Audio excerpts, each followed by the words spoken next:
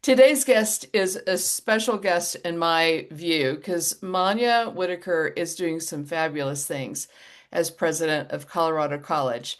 I personally have tried to get all three of my kids to go there, Manya, and they all wanted to go out of state. So what do you do? But Yeah, you have done some pretty tremendous things in your office as president.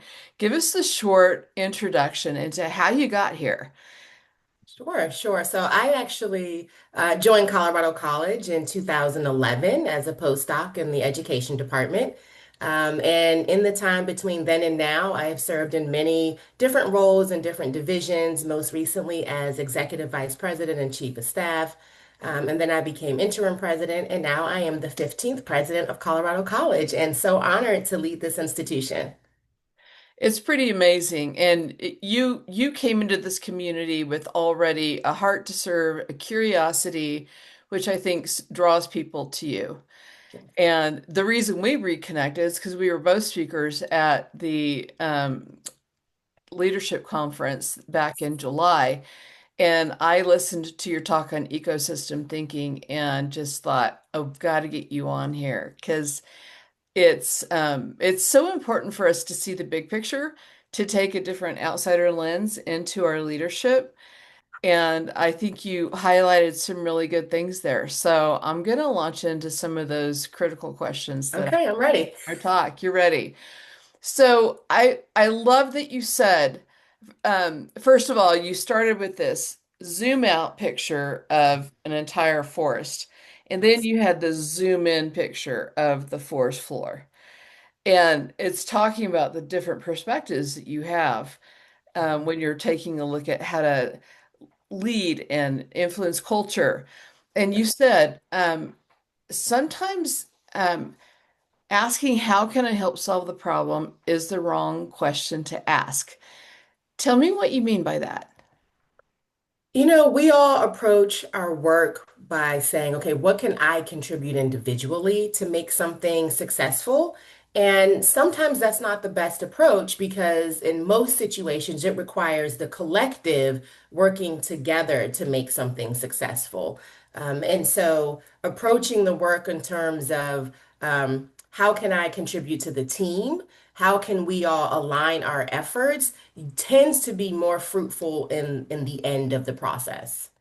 Well, what I loved the last time that we talked, you had just done some restructuring in order to get the right people in the right seats, get the right seats close to each other for Yes. collaborative purposes. Tell me your strategy behind that. So by training, I am a psychologist, and one of my areas where I've done a lot of research is around organizational role theory. And it really talks about the structures and making sure people understand their role.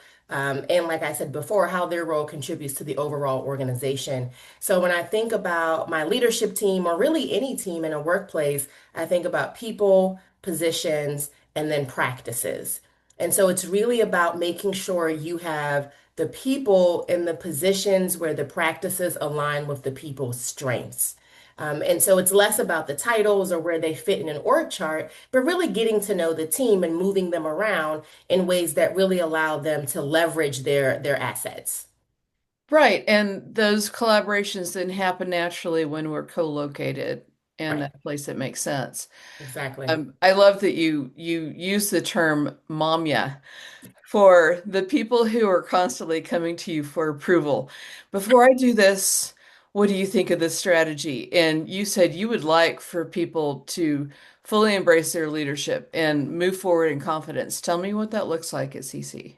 Yeah, one of the things I often, say to my team, is to own your position, right? So if I have done my job well, you should be in a position where you can exceed and succeed and be successful in that position.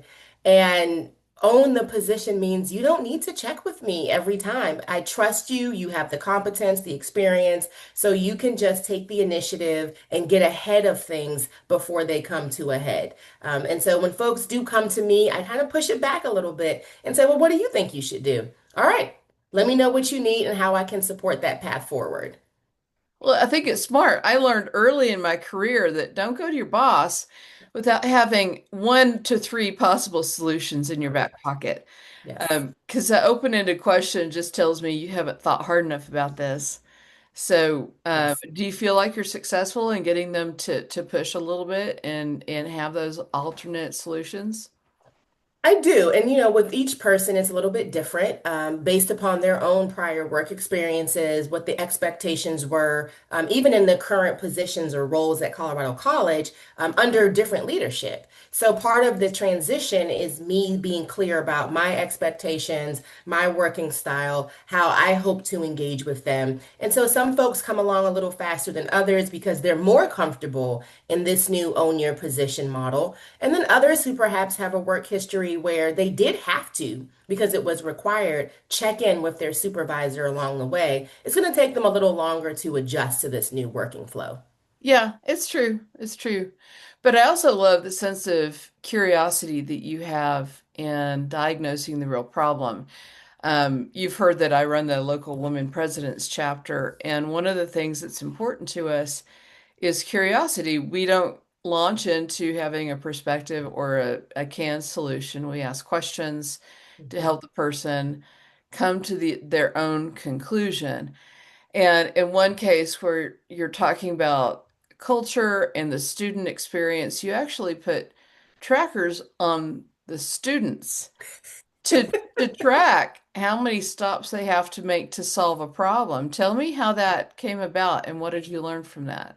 So we didn't have to put physical trackers at least, but you can just download an app or ask them to record kind of their own digital and physical pathway on Got it. campus. And so we were Okay. doing So they both of weren't those. wearing a device. Yeah, Okay. they weren't wearing a device. We did used to do that a lot in the early 2000s, but now we can just do it on their phone apps. And really, what our goal was is to understand physically how much time and how far students have to go to accomplish a single task on campus. Yeah. And so we get to see if I want to drop a course and add a new course, how many offices do I have to go to? How many pieces of paper do I have to carry? And we just use that information to help us refine our processes to really enhance the overall student experience.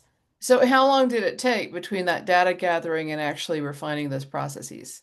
Not long in terms of at least the data collection and the planning process. The Uh-huh. part that is going to take a little longer is building the technological infrastructure, right, online, and then also changing folks' expectations who work in these different offices, who perhaps for decades have gotten used to students physically coming in and them engaging over a piece of paper, sign here, now take it to this person. So Yeah. we're in the process of updating those types of processes before we fully launch the digital experience. Yeah, so we don't need paper so much. It's We do inefficient. not. You have to scan it and store it. And Yes.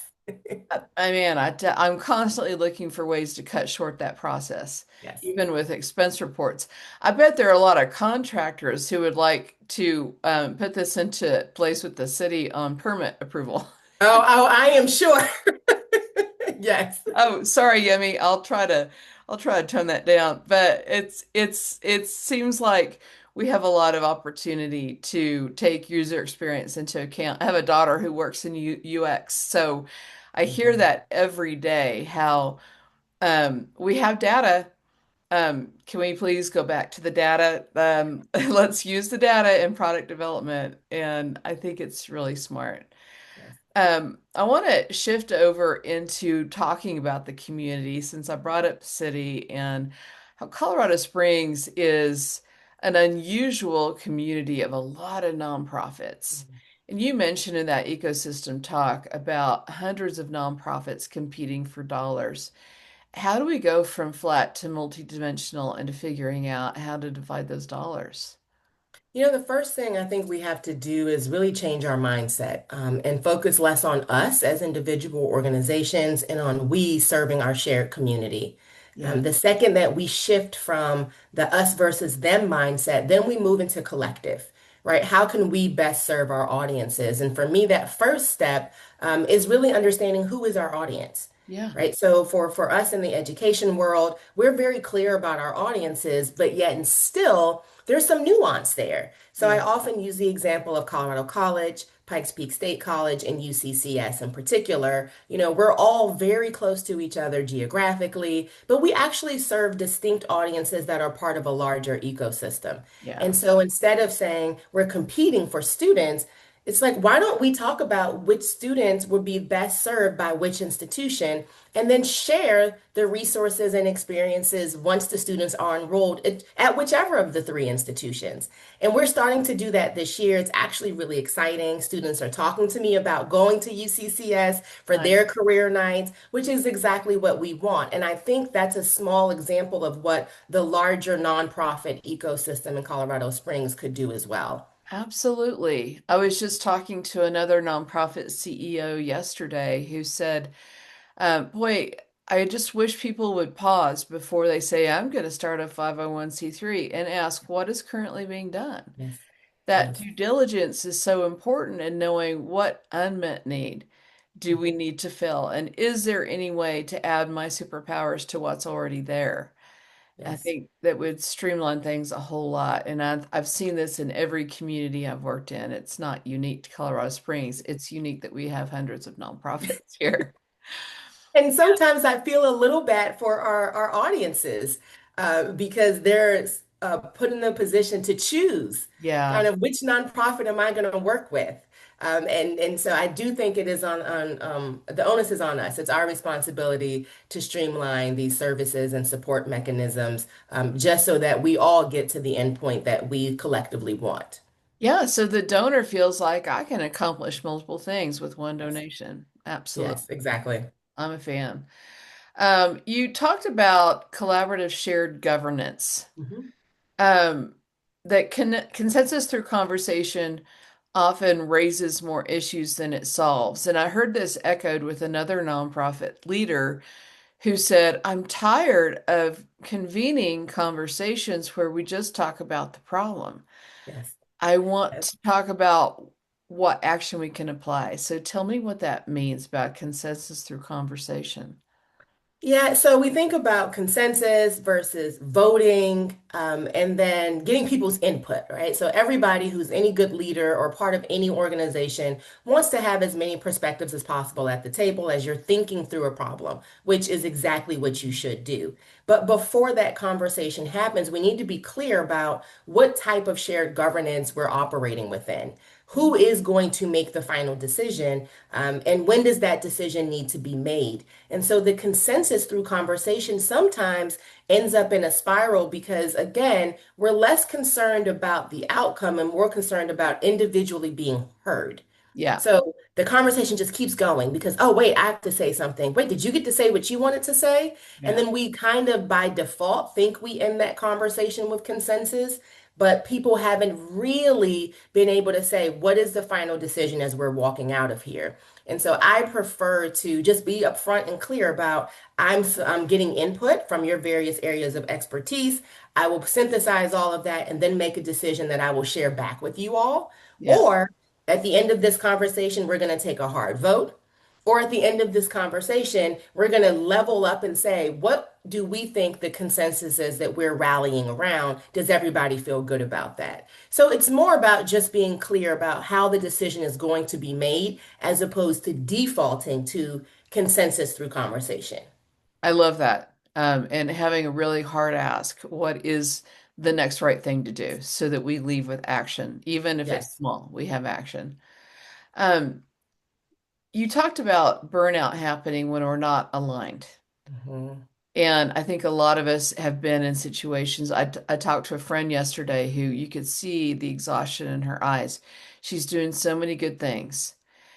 Yeah. And yet this is what leads to burnout. So tell me what you mean about being aligned and actionable. I even sound tired when I say that.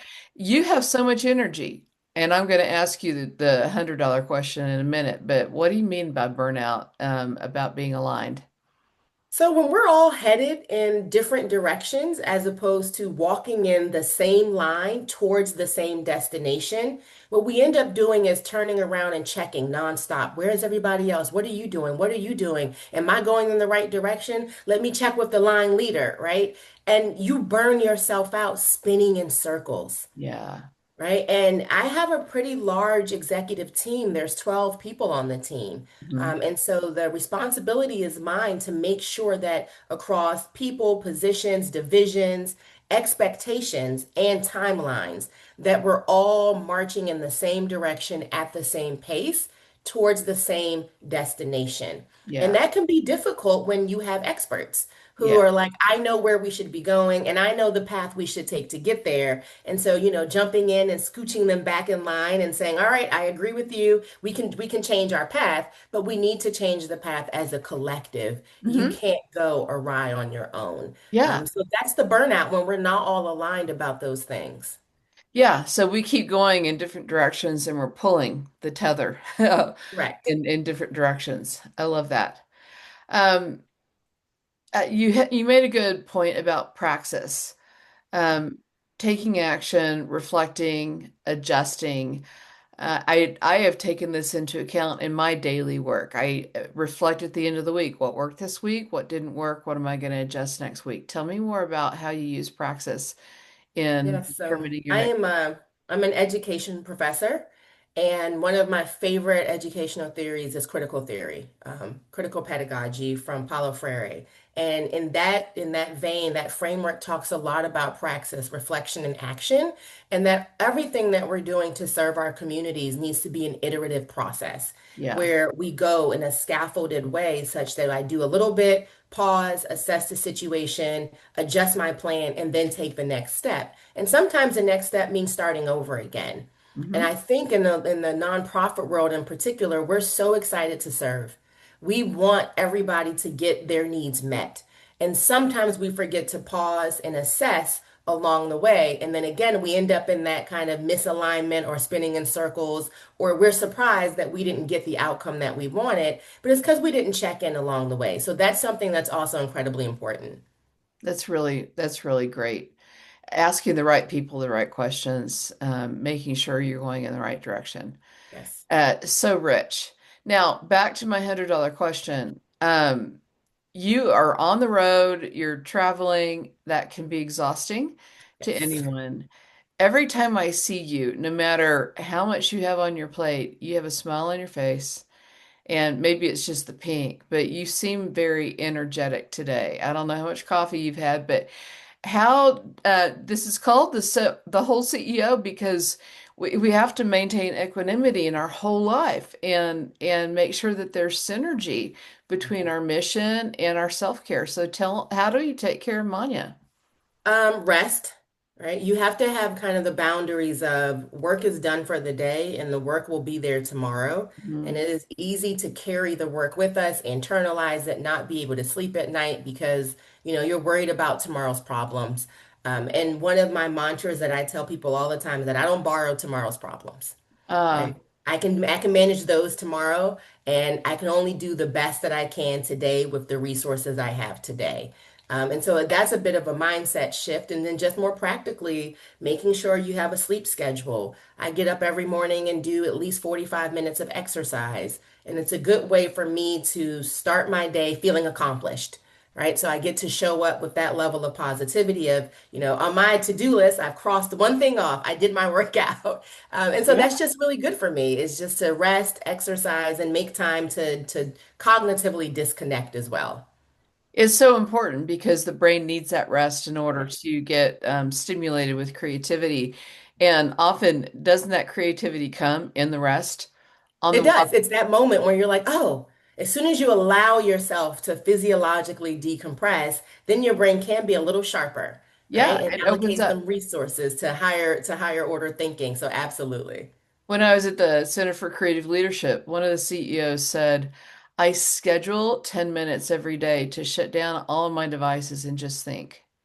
Yes. It's not a hard thing. 10 minutes is not going to kill anybody. So No. I'm happy to hear that you have a schedule. I actually postponed my walk this morning to make sure I had clean hair for our call. So as soon as I hang up, I'm gonna go for a walk. Love that. Dog is gonna thank me for it. Thank Yes. you so much for being willing to share what keeps you going. And thank you for the good work you do in our community. Yeah, thank you. I appreciate the opportunity to have this conversation and just to lend whatever I can to our collective work. That's fantastic.